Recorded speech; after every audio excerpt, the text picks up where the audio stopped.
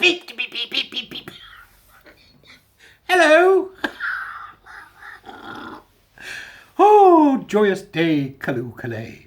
I'm taking a break in between cooking for some guests who are coming today for lunch, Sunday lunch, and then a showing of The Colour Purple, which you've never seen. You must take a look at. It's a tremendous film starring Whoopi Goldberg. She should marry a man called Cushion, couldn't she? The crap she comes out with. Anyway, it was her first major role, and she was extraordinary in it, and it's a wonderful story, directed by Steven Spielberg. So I was sitting there thinking to myself, oh, I'm looking forward to that, because the music's fantastic. It's by Quincy Jones. And lo and behold, a few things popped up on my timeline that made the day far better than I thought it was going to be. So here we go, right? First of all, let's do the usual.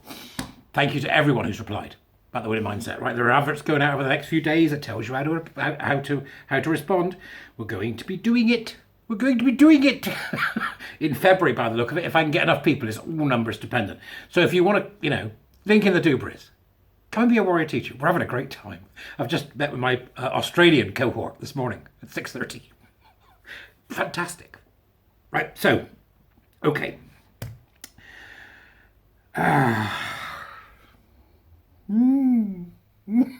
It is being reported that Rishi Sunak is preparing to block Scotland's recent gender recognition reform. That's the update. Rishi Sunak, it says here, will block Scotland's recent gender recognition reform. Will. W-I-W. Will. Do you get it? You people out there in la la bloody land, we're blocking it. Now, what's interesting about it is when you can have a look and see what people are saying about this blockage, which I will, of course, put in the Dubras, the link to TLDR News UK, who are reporting this news. The battle's going to begin. Battle Royale. Here we go. It'll begin proper now, won't it? It was an article in the Times, which you can't read because it's behind a pay doofer. But what they're saying is that it says that Rishi Sunak will block Scotland's recent gender recognition reform. The Times have learned. Good. Because if he does, it'll be the first shot against this misogynistic, homophobic, child-mutilating nonsense. And we can start to recognise and perhaps have people in the country question why this is happening and why they think it's so important that he has done so. They're going to try and paint them as the bad guys and they're going to use Section 28 to do it. You watch. Mark my words. They'll come screaming out of their nasty bedrooms, shouting and moaning about the fact that, oh, they're just being, transphobic. Well, they're not, right? What they're not being is homophobic. That's the way round to see it, okay? They're not being homophobic. Thank God. Right? So stay away from the kids, you weirdos. Right? So it's gonna be gone, I think. What's glorious is to see in the responses to this tweet from TLDR News UK is what some of the people say. This is an assault upon Scottish sovereignty. Have they not read the Scotland Act? Oh, I remember the days of going through that. We get to do this because Scotland Act. Yeah, you're British, right? You're British, okay? Now, if you don't want to be British and you want to leave, more power to you. Go on, do your thing. Use democracy to get it. You had a go once and didn't. But if you want to have another go. Knock yourself out, right? I want you to stay.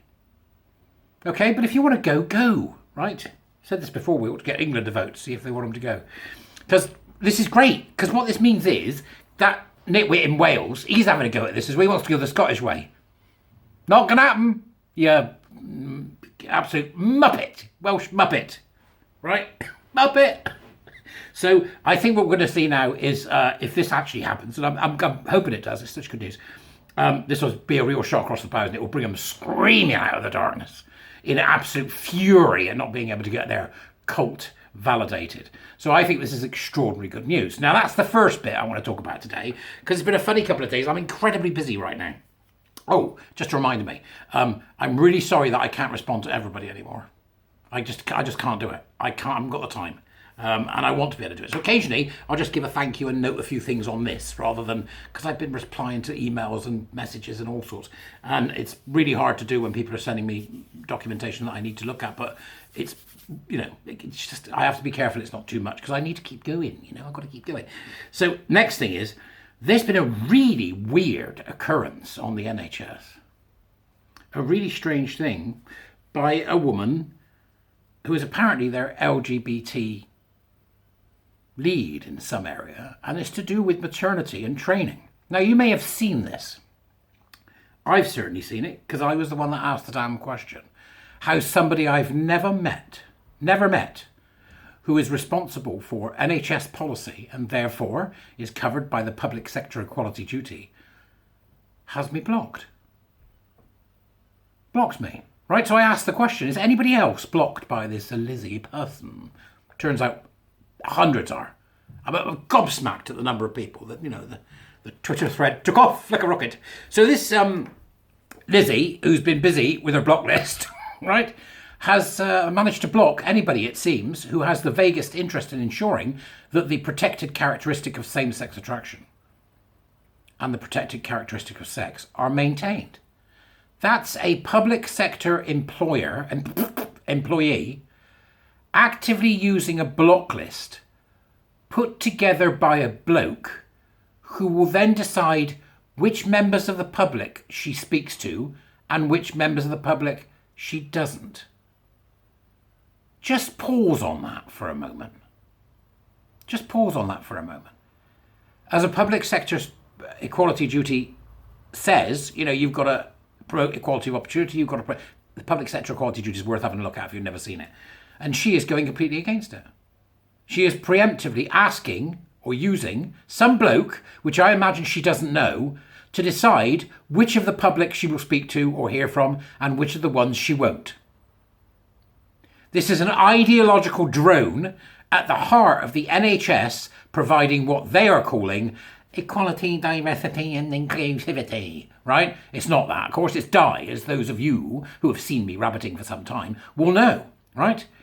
So I'm really intrigued to know how the NHS are going to respond to the fact that one of their people who claims to be at the head of their organisation in terms of doing this ridiculous die work, how they're going to explain to somebody that this person is using a block list managed by somebody who is not an NHS employee, who then decides who gets to get access to this Lizzie person and who doesn't. She's got NHS England in her profile, right? I've had people send it to me because I'm blocked, right? Ramifications for this are massive. Get your head round it. Is she the only one? Or has this block list been applied by other NHS employees who have a legal duty to promote equality of opportunity and to promote good practice between those with the protected characteristics and those who have not? I'm asking, is this normal for NHS people to use block lists? If so, what is NHS England going to do about it? And what is the NHS going to do about it? Full stop. This needs to go to government. This needs to go upstairs.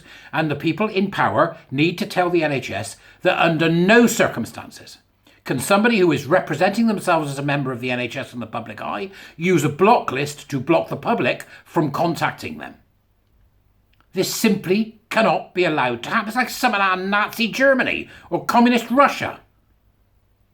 You don't get to do that, Lizzie. And the reason that you're doing it is because you know you're on dodgy ground with your trans non-binary T and Q weirdo nonsense. We don't let this one go, okay? I'll do a Substack. I'm going to have a look at it in a bit more depth over the next couple of days, and I'll do a Substack. And then on the Substack, we'll find out who we've got a right to. We are not letting this one go. There is no way that these people should be able to do this. We're paying their damn salary. So that's the second thing, and I'm angry about that one. Here's the third one. 150 grand for a director of lived experience. And to that I just say, shove it up your backside. Right, go away. We don't need you. Get me some more doctors, some more nurses. Lived experience. Read it. If you read the job description, you'll find it. Just look it up. 150k NHS lived experience. You'll find it. Read the documentation. It's pure power and oppression narratives. It's pure power and oppression narratives. It's pure Maoism. Let's get them in, the czars that are going to make sure everybody is not treated in any way differently and everything is homogenized into one fine line of nothingness. They literally are the bagel from everything everywhere all at once. I bid you good day, Jestroids, and I say there's 3 things to worry about and 2 things to do for these people. All right? So have a lovely Sunday. I'm going to go and cook me bits and bobs now. So roast potatoes, I can't wait. Roast, I'm allowed a treat today, being a fat git. You have a lovely day. Come be a warrior teacher. It's going to be fun. All right, I'll see you later. Ta-ra, folks.